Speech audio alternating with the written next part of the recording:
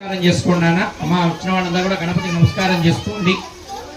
ఓం శ్రీ మహాగణాధిపతయే నమః. ఓం గణానాన్వా గణపతిం నవామకే కవిం కవీనాముపమశ్రవస్తవం జ్యేష్ఠరాజం బ్రహ్మణాం బ్రహ్మణస్పదాన శృణ్వన్నోతిభిస్సేదసాదనం. శ్రీ మహాగణాధిపతయే నమః. ఓం शुक्लां भरधरं विष्णुं शशिवर्णं चतुर्भुजं प्रसन्नवदनं ध्यायेत् सर्वविघ्नोपशान्तये.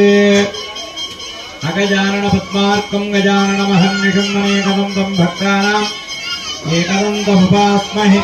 కలిశానికి వేసి గణపతికి నమస్కారం చేసుకోండి. ముందుగా అమ్మ గణపతికి నమస్కారం చేసుకోండి. మహాగణాధిపతయే నమః. మళ్ళీ అక్షతలు పూజ తీసుకోండి అమ్మా.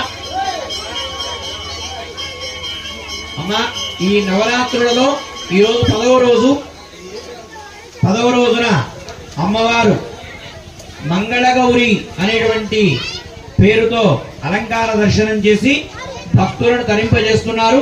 అమ్మవారు మంగళగౌరిగా, మహాగౌరిగా, ఆ యొక్క సువాసినీ దేవిగా ఆ యొక్క భక్తులను అనుగ్రహిస్తున్నారు.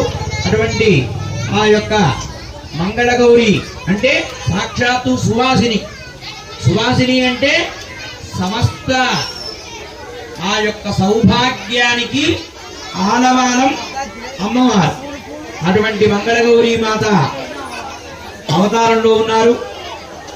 ప్రధానంగా స్త్రీలంతా కూడా ఈరోజు చక్కగా పూజించవలసినటువంటి రోజు. ఎందుకంటే ఈరోజు ఆ యొక్క మంగళగౌరీ దేవి సౌభాగ్యాన్ని ప్రసాదిస్తుంది. కాబట్టి ఏ స్త్రీ అయినా కూడా సౌభాగ్యాన్ని కోరుకుంటుంది తల్లి. కాబట్టి అటువంటి ఆ యొక్క మంగళగౌరీ దేవి సౌభాగ్యాన్ని ప్రసాదిస్తుంది. కాబట్టి అంతా కూడా మనస్సులో మంగళగౌరి